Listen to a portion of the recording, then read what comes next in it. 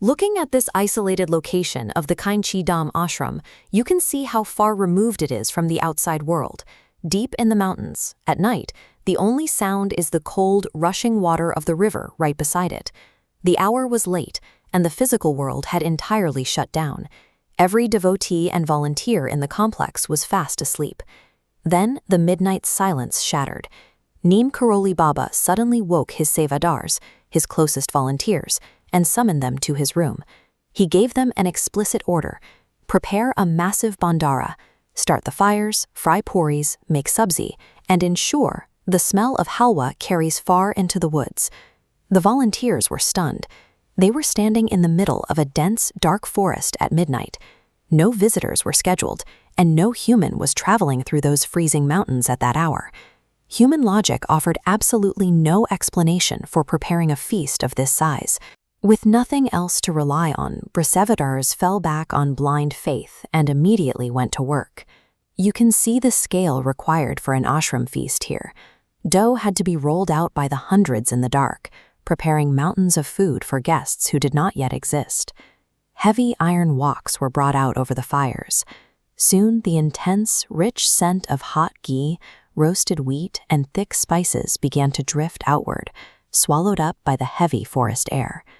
As the cooking continued, the very air around the ashram began to change. The sharp mountain cold gave way to a sudden, unnatural stillness, as the boundary between the forest and the ashram seemed to thin. The absolute quiet of the woods broke.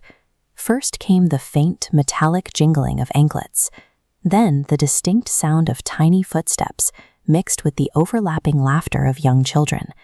The physical act of cooking had become a bridge, calling out into the darkness and inviting an unearthly presence to step into the light. Dozens, then hundreds of children walked straight out of the dark woods and stepped into the warm light of the ashram courtyard. Their appearance defied reason. They wore old-fashioned clothing, their faces gave off a faint glow, and their eyes carried a severe, ravenous hunger.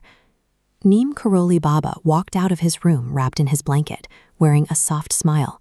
He stood among the crowd and personally directed the volunteers to seat the guests in massive rows. The children ate with desperate joy. Despite their translucent appearance, they consumed the hot puris and halwa with the very real urgency of the starving. The event ended exactly as abruptly as it began. The split second the final child swallowed their last bite of food, the laughter and the frantic movements ceased entirely. The children did not stand up and walk back.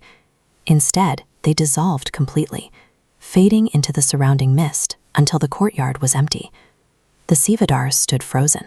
They had bypassed the laws of nature, serving a heavy, physical meal to hundreds of non-physical beings.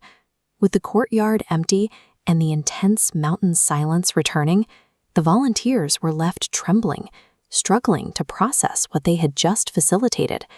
They turned to Baba and demanded an answer. Who exactly were the phantom children they had just fed?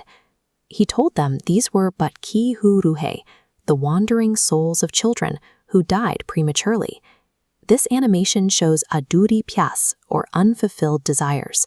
When someone dies with unmet earthly needs, like severe hunger, their soul remains tethered to the physical plane. Because an enlightened master offered this food, consuming it severed those tethers, allowing these souls to finally achieve peace. That night at Kainchi Dham proved that Baba's concern extended to the forgotten and the dead, reaching across the divide to offer a final meal to those the world had long ago left behind.